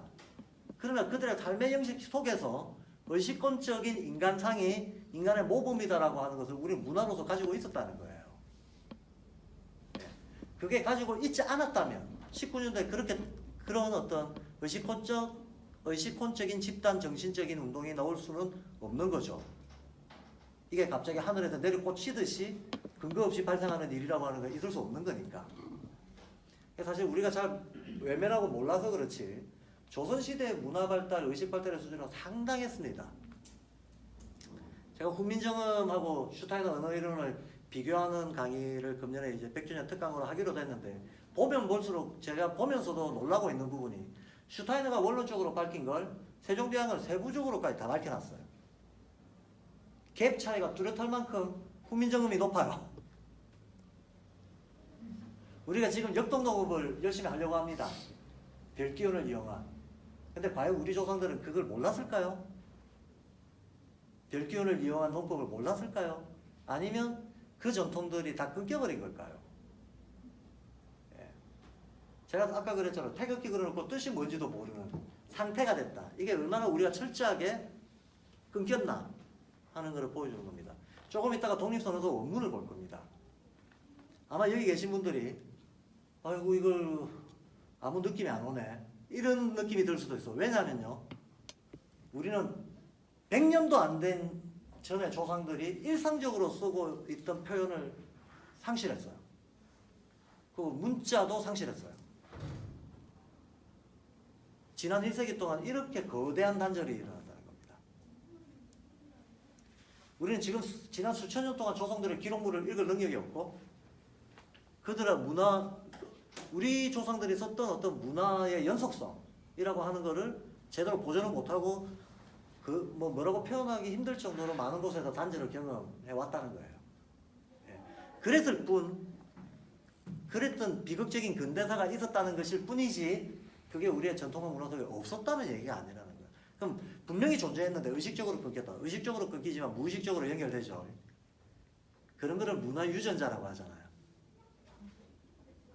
우리는 의식적으로는 감각폰에 매여 사는 사람들일지 모르겠지만 우리의 전통 속에는 이미 의식권적인 높은 문화 수준을 보여줬던 이런 좀 고귀한 문화 유전자가 있다라고 하는 것도 우리는 실제로는 자부심을 가지고 재조명을 할 수 있다. 그 증거가 바로 3.1운동 같은 거다라는 말씀을 드리고 싶은 거예요. 3.1운동이 왜 그토록 대단한가 하면요, 몇 가지 측면에서 그렇습니다. 첫째, 3.1운동 이전까지 인간은 어떤 부정의에 저항을 한다고 했을 때 폭력 말고 평화가 저항의 방법이 될 수 있다는 생각을 아예 해본 적이 없어요. 예.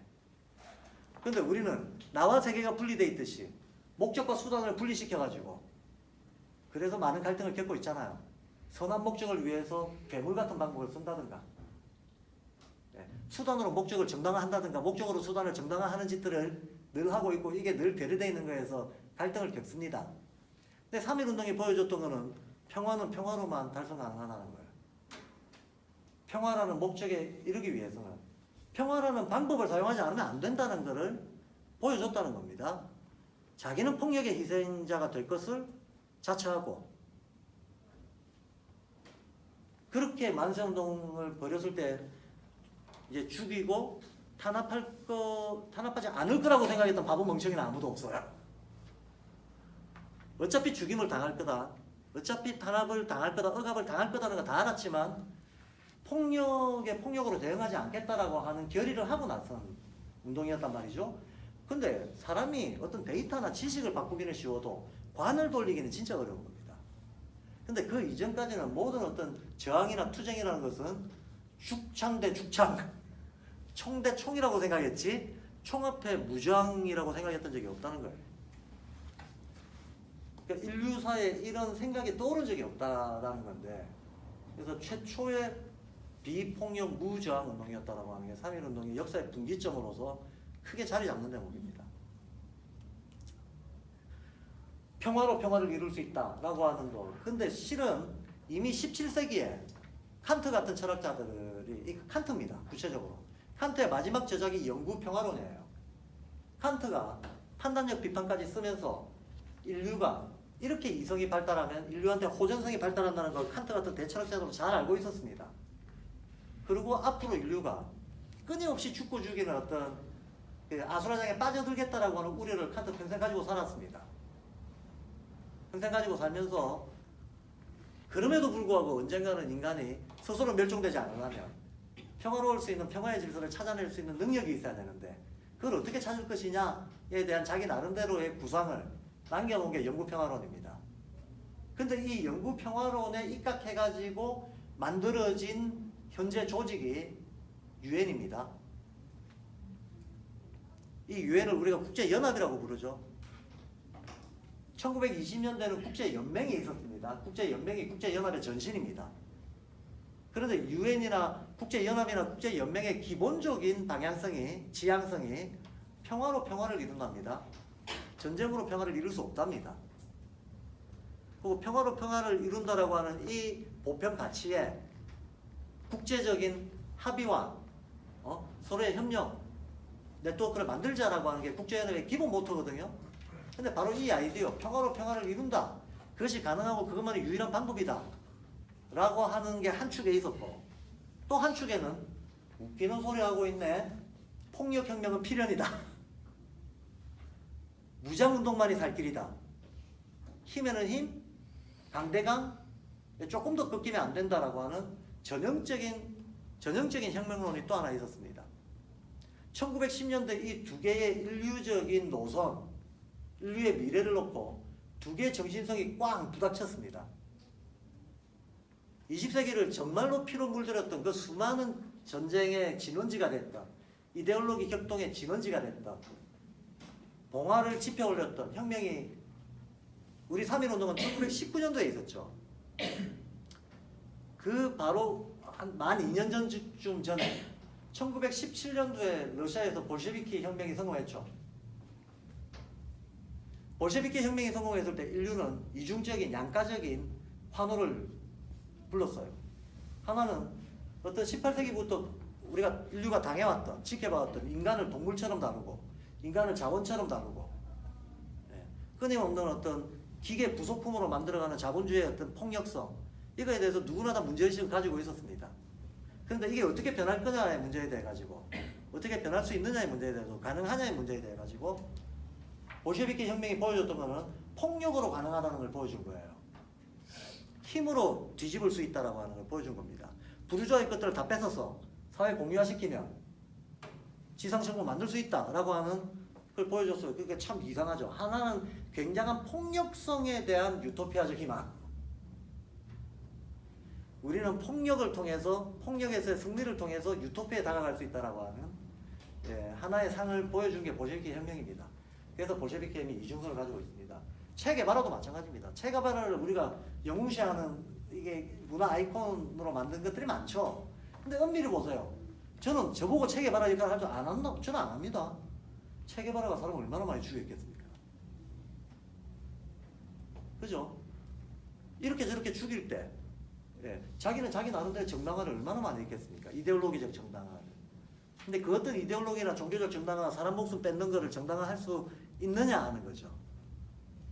근데 체게바라가 문화 아이콘으로서 숭배될 수 있는 전제는 볼셰비키 혁명이 보여줬던 그 정신성이 사람들한테 정당하다고 인정되기 때문이에요. 더 대의적인 유토피아를 위해서 눈앞에 사람 좀 죽여도 된다. 파괴해도 된다. 라고 하는 거가 먹혀 들어가면서 20세기는 완전 아수라의 시대로 사실 간 거죠. 자, 폭력으로 유토피아 만들자. 이게 한 축에 있었어요. 사람들은 이거밖에 생각 못했습니다.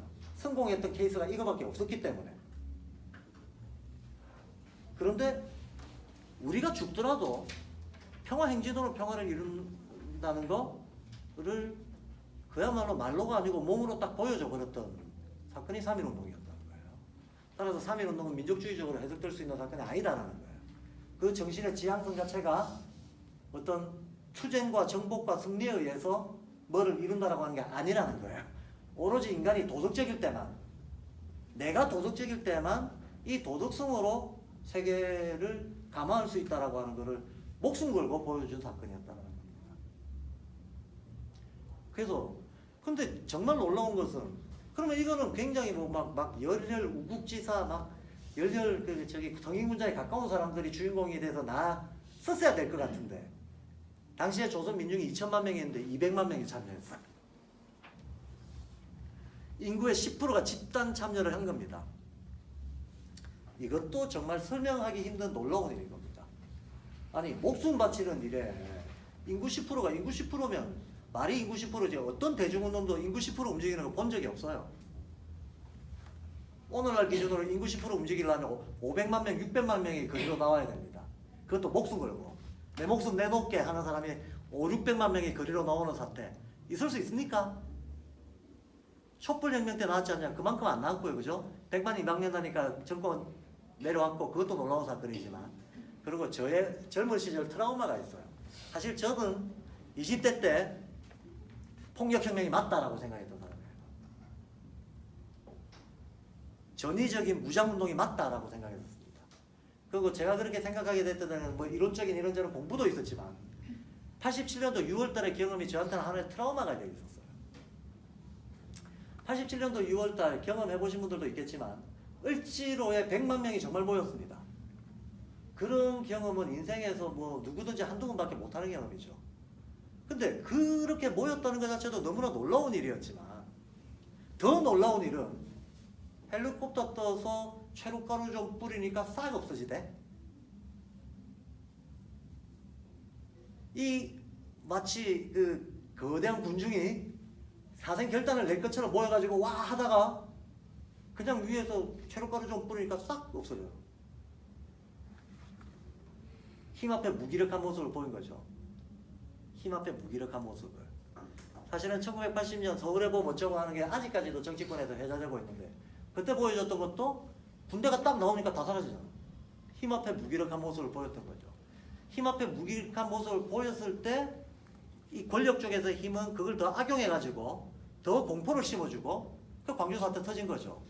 그게 우리 역사의 트라우마가 돼서 많은 사람들이 힘 대 힘에서 물러서면 안 된다라고 하는 어떤 이런 생각을 가지게 됐던 거였고 그게 80년대 학생운동의 내부에서 강경파가 득세할 수 있었던 하나의 역사적 배경이 됐던 겁니다.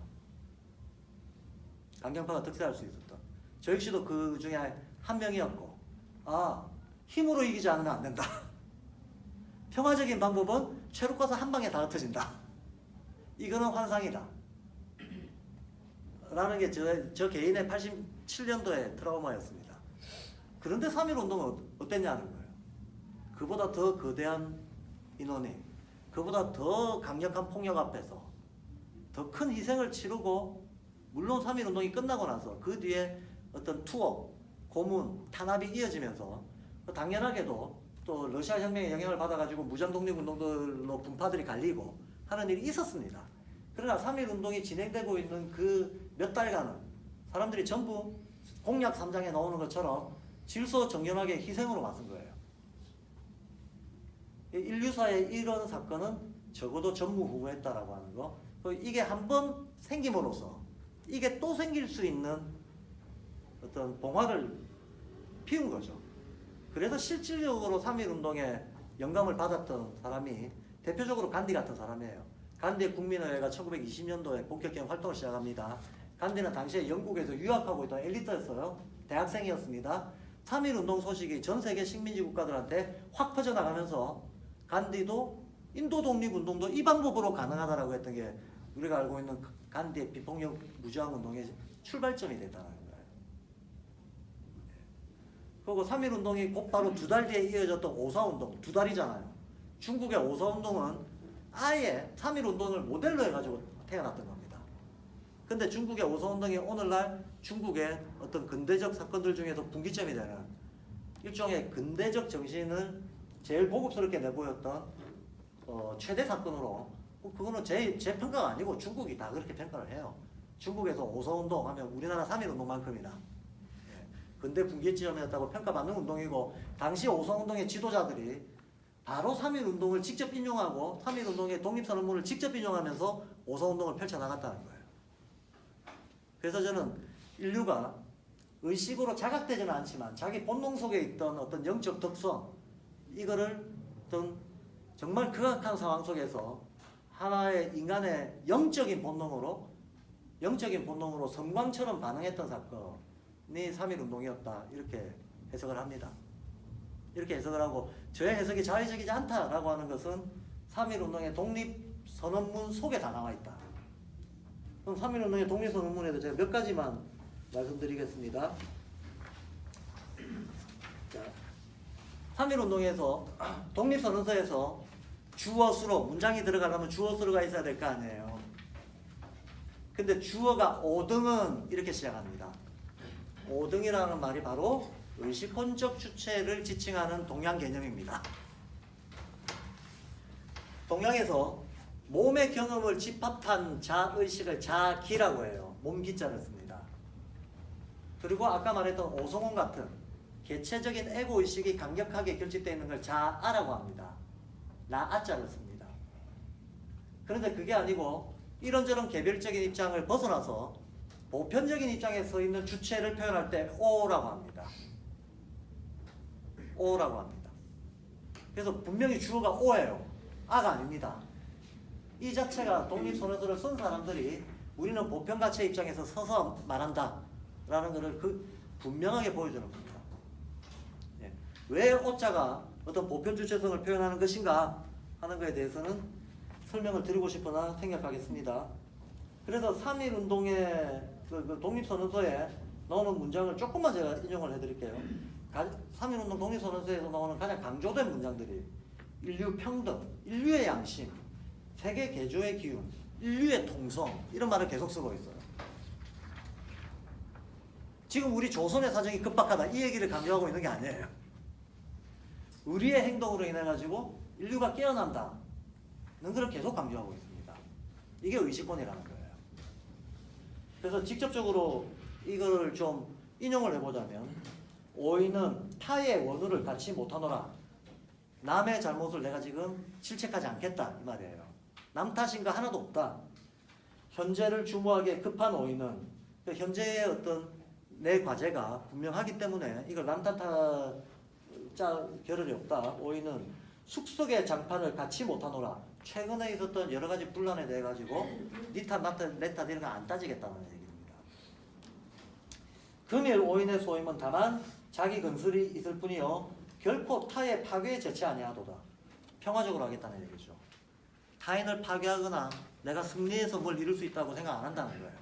지금 나 스스로를 제대로 세우는 것으로 어떤 감화를 일으킬 뿐이지 남한테 뭐 책임을 묻거나 남을 파괴하거나 해가지고 내가 원하는 걸 얻을 방법이 없다라고 분명하게 천명을 하고 있습니다.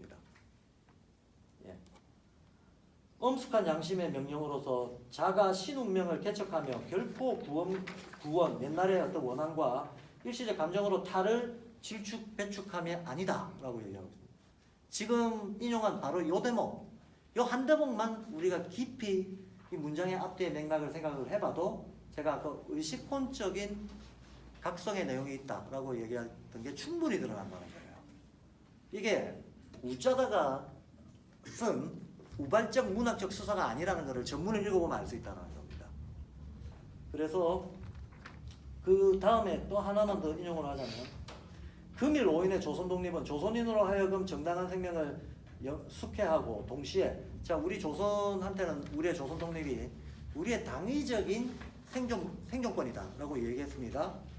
그 다음 일본으로 하여금 사로에서 출하여 동양지자인 중책을 정케하고 이게 조선에만 좋은 게 아니고 일본 너희한테도 좋은 거다. 자리 이타다. 나도 좋고 니도 좋은 거다 라고 얘기했습니다. 그래놓고 또 진화로 하여금 목매에 면하지 못하는 불안공포에서 탈출케 한다. 중국도 좋은 거다 라고 얘기해요. 동양도 이거 중국도 이로 인해서 조선 독립으로 인해서 큰 덕을 본다 라고 얘기했습니다. 그 다음에 동양 평화로 중요한 일부를 삼는 세계 평화 인류 행복에 필요한 계단이 되게 하는 것이라 라고 얘기합니다. 결국은 조선, 일본, 중국 세계 평화까지 얘기를 해요. 지금 조선 독립하자라고 하는 게 너무나 부당해서 내가 못 참겠다 이렇게 얘기하는 게 아니고 이 조선 독립하는 것이 실질적으로는 인류가 공용하는 그야말로 절실한 기초다라고 얘기를 하고 있어요. 근데 조선뿐만이 아니고 이때 당시에가 이제 제국주의가 가장 횡행할 때니까 제국주의엔 식민지배가 제일 횡행할 때였잖아요. 그러니까 식민지배에서 벗어나는 것이 인류가 나아갈 가치 방향이다라고 하는 것을 전 세계적 차원에서 전 지구적 차원에서 선언을 한 겁니다. 그래서 이게 어떻게 구구한 감정상의 문제겠느냐라고 얘기하고 있습니다. 구구한 감정상의 문제, 감각권 오성원적인 계산의 문제 이거 아니고 의식권적인 도덕성의 문제다라고 하는 것을 거듭 밝히고 있다는 거예요. 자, 그래서 제가 이제 내용은 어쩔 수 없이 시간도 오버해서 다 했습니다. 다 했고 제가 발도르프 100주년 기념해서 쓴 시가 하나 있습니다. 우리 학교 교과로 만들라고 썼는데 곡이 안 나왔네. 아직까지 곡이 안 나왔습니다만 쓴 시가 하나 있고 저는 이제 제가 쓴 시를 제가 하나 좀 읽어드리려고 하는데 이게 이 자유로운 개인의 정신과 3.1 운동의 정신을 실제로는 동일한 정신이고 그걸 표현해주고 있다라고 봅니다. 그래서 그걸 한번 소개해드리고 그리고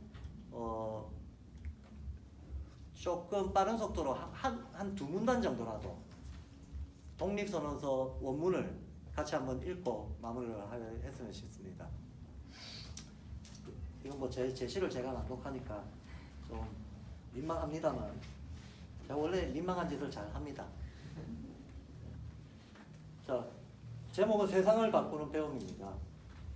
그래서 고개 들어 떠가는 저 구름, 넘어 빛나는 태양, 비추며 반짝이는 물결, 내 마음에 부는 바람, 나를 닮은 세계와 세계를 담은 나, 더 멀리 더 저 너머로, 더 깊이 내 안으로, 아름다운 세상 고귀한 사람, 하늘의 선한 신들과 땅의 착한 정령도 자유롭기 위해 배우고 사랑하기 위해 익히며 춤추며 간다 홀로 또 함께, 춤추며 간다 홀로 또 함께.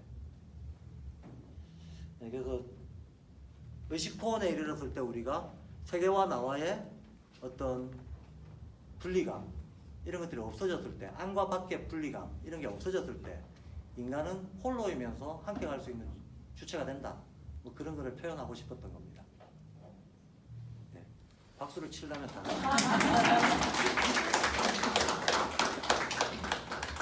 그러면 지금 오늘 준비한 자료 딱 하나 있는데 3.1운동 그 원문을 유재 선생님이 출력을 해주셨거든요. 시간이 없으니까 나머지 부분은 각자 들어가고 맨 앞에 제일 긴 문단 한 문단만 아마 이게 지금 읽으면서 이 단어가 나한테 안 들어오네 이런 단어가 많을 거예요. 네, 공약 상자는 그거 어떨까요? 아, 공약 상자. 네. 근데 그러면 이렇게 하죠. 맨 앞 문단은 읽고 이거 워낙 상징적이죠. 그리고 공약 상자를 한번 보도록 하겠습니다. 같이 한번 소리내서 읽어보겠습니다. 소리내서 읽는 거하고 눈으로 보는 게 달라서요. 제가 먼저 읽을게요. 자, 보겠습니다. 시작합니다. 5등은 자의 조선의 독립국인과 조선인의 자주인임을 선언하노라. 차로서 세계 만방에 거하여 인류 평등의 대의를 분명하며 차로서 자손 만대에 거하여 민족 자전의 정권을 영위케 하노라. 반만년 역사의 권위를 장하여 차를 선언함이며 2천만 명 중에 승충을 합하여 차를 호명함이며 민족의 항구 유일한 자유 발전을 위하여 차를 주장함이며 인류적 양심의 발로에 기인한 세계 개조의 대기운에 수능 명진하기 위하여 차를 제기함이니 시이 천의 명령이며 시대의 대세이며 전 인류 공존 동생권의 정당한 발로 발동이라. 천하 아무리든지 차를 저지죄치 못할지니라. 공약 3장 한번 보겠습니다. 1. 금일 오인의 차권은 정의, 인도, 생존, 존영을 위하는 민족적 요구이니 오직 자유적 정신을 발휘할 것이요 결코 배타적 감정으로 일주하지 말라. 최후의 1인까지 최후의 일가까지 민족의 정당한 의사를 회의 발표하라. 1절의 행동은 가장 진술을 존중하여 오인의 주장과 태도로 하여금 어디까지든지 광명정대하게 하라. 여기까지 하겠습니다.